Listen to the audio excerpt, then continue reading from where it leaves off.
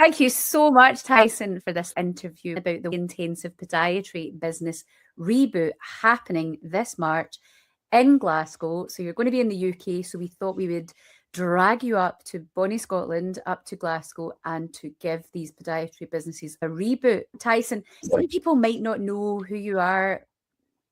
Tell us about your background, your history. Graduated QUT in 1988. Been around 35 plus years and always had an interest in more the sports, the biomechanics, orthotic therapy. That was what really got me interested in podiatry in the first place. I was exposed to orthotics and I thought, wow, this is super cool. I'm going to get into this. I always had an interest in business. Neither of my parents owned a business, but for some reason, it was something about business I just loved. But what I worked out when I set up my first business, I knew nothing. I thought just open the doors, patients would come flying in, and patients did, but it was so slow. And over the next 2 decades, all they did was just, I'd go to seminars and I'd go to workshops and I was just trying to learn more about business. I realized that you don't get better at business just by sitting on your bum doing nothing. You only get better by wanting to learn more. That's my background, having successful clinics and then wanting to teach other people how to do exactly the same thing. That's why I have the Podiatry Legends podcast. I thought about being a teacher. So I think I've always enjoyed doing that instructional side of things. So now I'm doing the best of both worlds where I can now teach podiatrists to have a better business. Oh, amazing. I can't remember how long ago it was you bought Plenty of Money in Podiatry or something. The book, I did buy it. Where is it? I should have a copy on my desk. I have bookmarks to remind myself. That's when I had hair. Wait, how long ago was that, Tyson? Had hair was 2020, but the book I wrote in 2014. So quite a while ago now, which is frightening. But you read the book and 80 or 90% of it is still evergreen. It still applies to what's happening right now. There's little parts that are a little bit outdated, but if you want a business book that will take you through the process, it's a good one to read. And especially podiatry. I think that in business, I myself am in private practice, you've got to be as much of that clinician head. I know that these will be the barriers for the clinicians watching this, the business owners watching this. It costs you a lot of money to spend a day out of clinic. It's the time away from your practice. That mindset shift, I need to be learning to be a business owner and leader. You're only going to have a successful business if you learn how to have a successful business. It never stops. Look at that as this is going to completely change what I do in my clinic and how I look at how I'm spending on ads or how much my patients are paying or the things that Tyson's going to be teaching you. So don't be thinking, oh, it's a full day out of clinic. How much is it costing you not to be there in that room is what I would say. Super important, right? One of the things that I would ask Tyson was, you've worked with thousands of podiatrists all over the world. You've got the Podiatry Legends Podcast. You've been around a long time.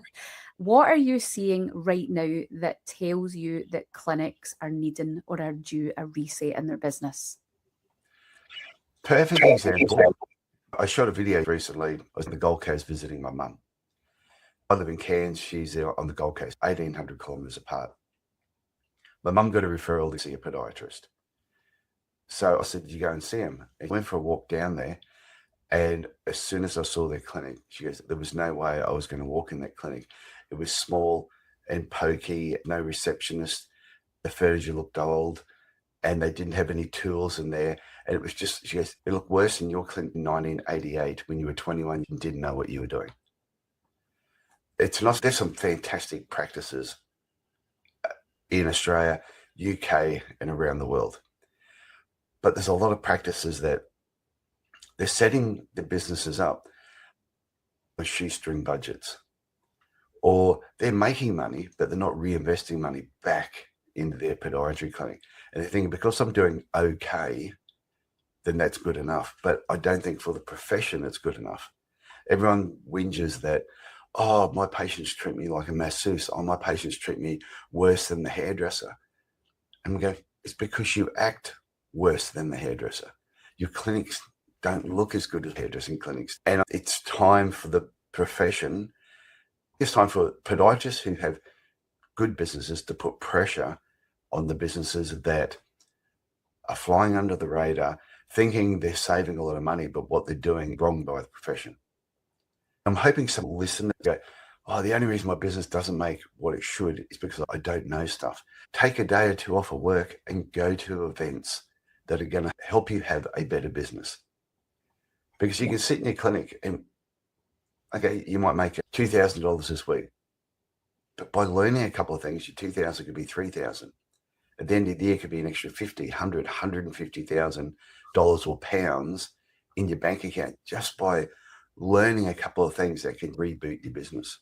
Anybody watching this who's got their own business or in a single chair clinic, maybe struggling, thriving, but you're knackered, burnt out, burst and demented, then this is for you, no matter where you are on that journey. Even just learning from Tyson, they used to have the grey hair to show it, but now no hair.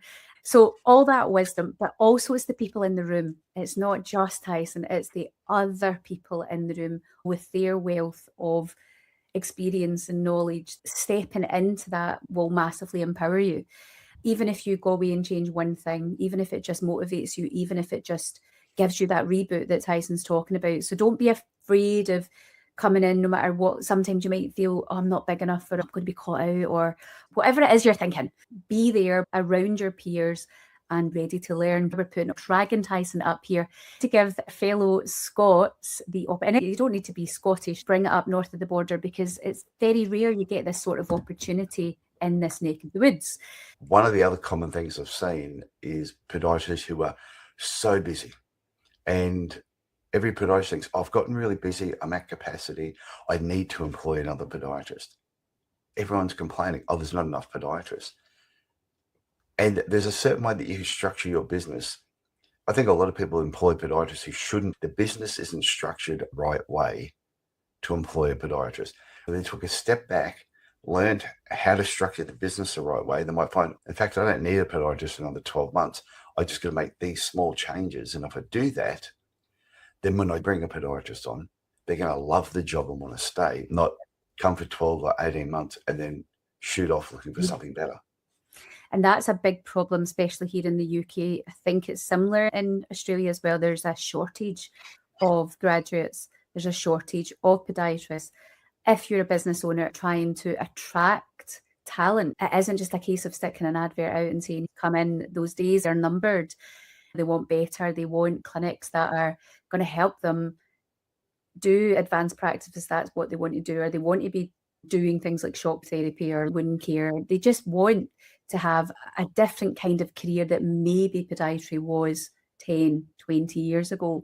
So you need to be, as a clinic, looking at your clinic, taking a step back and thinking, where am I at on this? What is it I'm looking for? Is this a lifestyle business? Or some people just want to be in their one-chair clinic doing their own thing.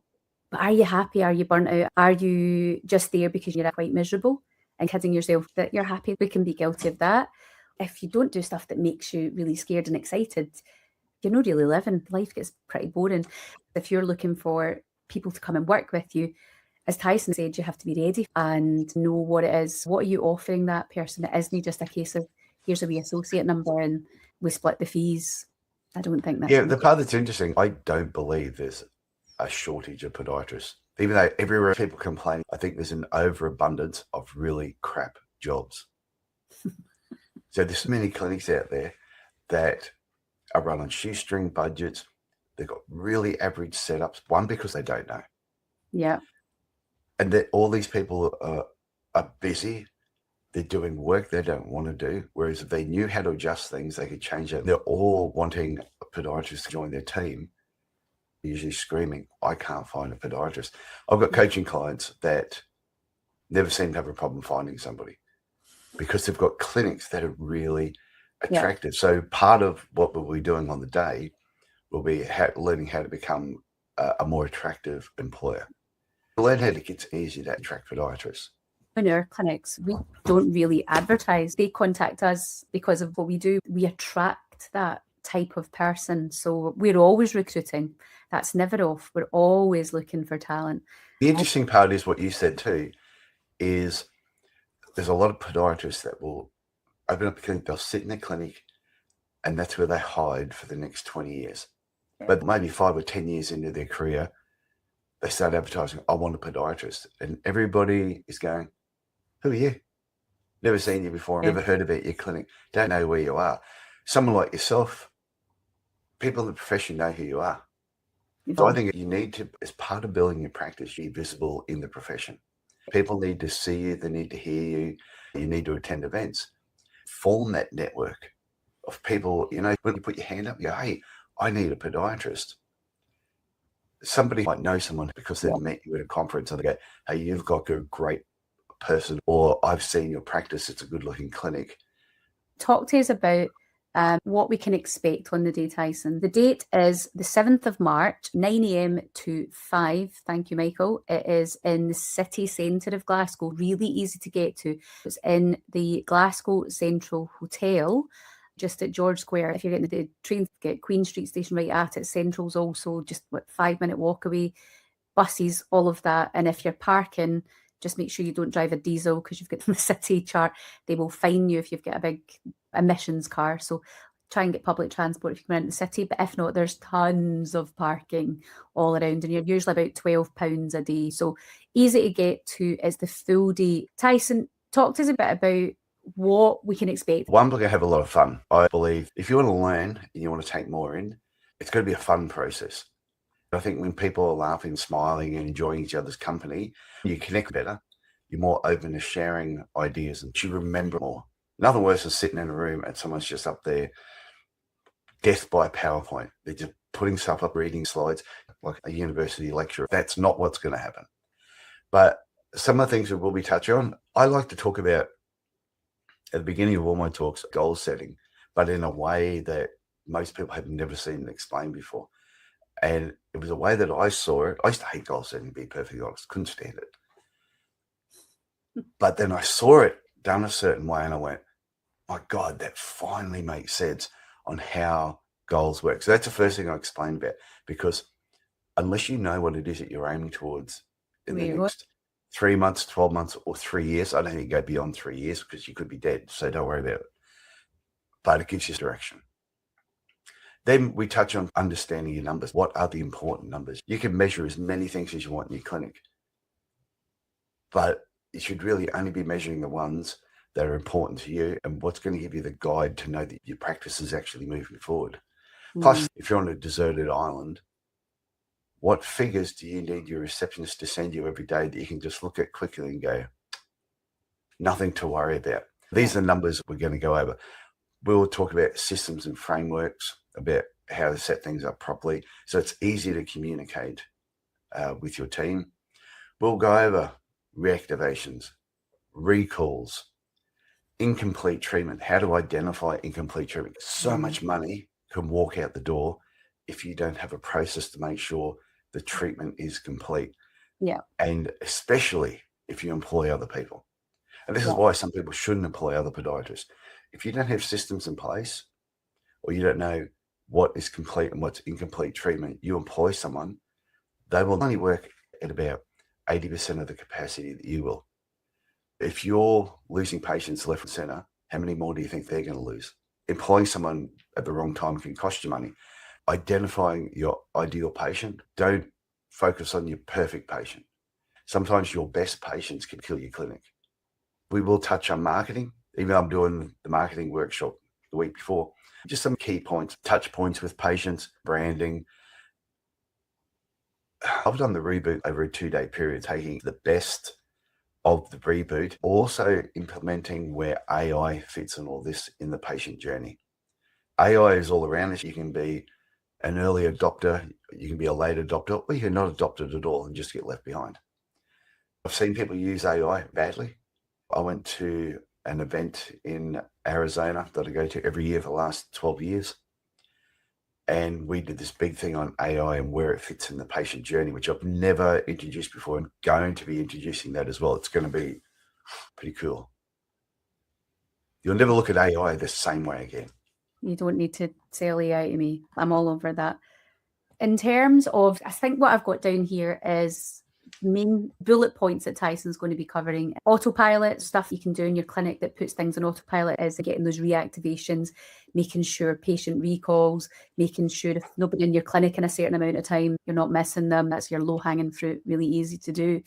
We're then thinking about systems and structure. Honestly, you will lose your mind if you don't have good systems and structure, especially if you're bringing people on, even one or two. You need a confidence with your price. Yes, I know everybody will say just stick your prices up. It's not that simple. Tyson's going to break all that down. He's also looking at referrals, growth, influence, and personal brand. Referrals, growth, influence, AI in the future, and how that's coming into the modern day clinic. There's tons in there. And it's not that you're going to leave and implement everything, but you'll leave probably feeling pretty pumped, probably a bit tired. We have a social afterwards, axe throwing later on. If Tyson's presentation was rubbish, hopefully Tyson will not be the firing line. If you have a good business, don't think you know everything. I had a business that I thought was good. I remember going to this one workshop once, and the guy said one thing that just clicked with me, and it added pretty much the following year extra $200,000 turnover. No matter how much you think you know or how good you are, this is why I still go to business events. I love getting better, and you should always be trying to get better. Never stop learning. We do loads of marketing, and I went to a Scottish women's magazine marketing 2-hour thing. It was round the corner from my house. I thought, I'll go. It was a Sunday morning. Even with that basic, I came away with 2 golden nuggets out of that. 150 quid, 2 hours, Devonshire Gardens, lovely. I had a nice wee sandwich and a wee chat. Met loads of people that I could collaborate with as well. Local businesses, win-win. The little tweaks I got completely changed how we do things with our Instagram posts, and it is already making a big difference. As Tyson's saying, even though you might feel like I'm really busy, I'm really overrun, or I've actually got a great clinic, I've got a great business, I've got a great team, there's always things you can learn. Nobody knows everything. When you said before about being in the room with other people, you could grab someone who's been in business 1 year, they've only had their clinic for 1 year, You'll put learn them in something. front. They could do a 1-hour talk at a conference. I would hear them say something after 36 years that I go, that's a good idea. They will say something I have not thought of, or something that will prompt something I've heard before and reignite that spark. That's why it's just going to events and hanging around other people that have got more experience and less experience than you. You will always learn something. And I'm always open to new ideas. 100%. So if you are interested in coming along, the booking line is open. Wherever you're watching this video, click somewhere on it and it will be there. If you're a member of the Royal College of Podiatry, it is £195. For a 2-hour workshop the other week, I was £150 for 2 hours. You're getting a full day for £195 if you're a member. If you're a non, why would you be a non-member? Join the college. You are £255 if you're a non-member. If you're a student, if I was a student, I'd be there, even if I'm not thinking about the networking opportunities. If you want a really good job, that's a room you want to be in. 95 quid for students. Honestly, do not think you do not belong there as a student. You absolutely do. As an employer, nothing pleases me more when I've got staff who are quite entrepreneurial in their mindset. I want that. I encourage that. I want those types of people in the rooms. So don't think that you don't belong there. You do. Evening of networking, dinner and darts. I thought it was axe throwing. I was clearly wanting to throw something heavier than a dart. Thought it was axe throwing, but it's dinner and darts. So 30 quid for that as well. That's where conversations happen at events, where you really connect. Don't think, oh, just do it and then I'll go. The real depth of building friendships and collaboration and building people that you can refer into. Or the other day, actually, Michael, I was like, I'm doing a Richie Brace casting and I've ran out of plaster of Paris. If you get any plaster of Paris, yeah, just come over, Sarah Jane, and pick up some plaster. You need those connections with other clinics. You need those connections with that wider network. And that's where those relationships are built. Come up to the social. It will be fun. Unfortunately, we're not throwing any axes. I was looking forward to that. I'm assuming in Scotland, there will be nice Scotch whiskey. Have you been to Scotland before? No, never. There's plenty to see. You'll need to go wandering. It's winter here, so bring your thermals. I'm in the tropics. As soon as it drops under 25 degrees, I get cold. Prepare to be have the heater. This is a heater right next to me. It's pretty miserable at the minute, weather. It's probably not the best time of year to come, but the worst time. Any parting things you want to say to people watching, Tyson? It doesn't matter where you are in your business, you can always get better.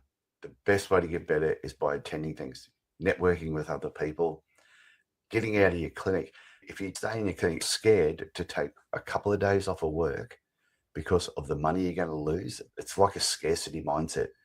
Take the couple of days, the money will be there. The patients that can't book in that day, they're going to be there. If you have a heart attack or something goes wrong and you take 2 months off, if your business won't survive, you don't have much of a business. It's a high-paying job. You've got to be able to take those few days off and not care about the small amount of money that you could have made that day. When you go back and you apply what you learn, you'll make it back very quickly. So, yeah, don't be a tightwad. Get out of your clinic and enjoy life a little bit more. Perfect. Come along and join us. It is on the 7th of March at 9 a.m. to 5 o'clock. And then we have social afterwards. It will be a fantastic day. Rooting each person, each business on, or if you're just thinking about business or wanting to learn, no matter where you are in your journey, it will be vital. And actually, see, while I say this, say, for example, you're running a clinic and you've got staff, or you've got even your office manager, your clinic manager, it's maybe a good place to send them. It's a good day to have them on to learn about some of the things that can help you in your practice. Yeah, so invest into your team as well, because they are it could be your front of house people. It could be if you've got an office manager or a clinic manager. These are the things you want them learning as well. So it's not all just on you, they're understanding what you're doing. So it's not, what's she up to putting the prices up or changing how this is done? I've always answered the phone this way. Why is she changing this now? Having them part of this as well. It doesn't need to just be you. That's a good point. We'll maybe see you on the 7th of March. Okay, you might make $2,000 this week. But by learning a couple of things, your $2,000 could be $3,000. At the end of the year, it could be an extra $50,000, $100,000, $150,000 or pounds in your bank account just by learning a couple of things that can reboot your business. If you're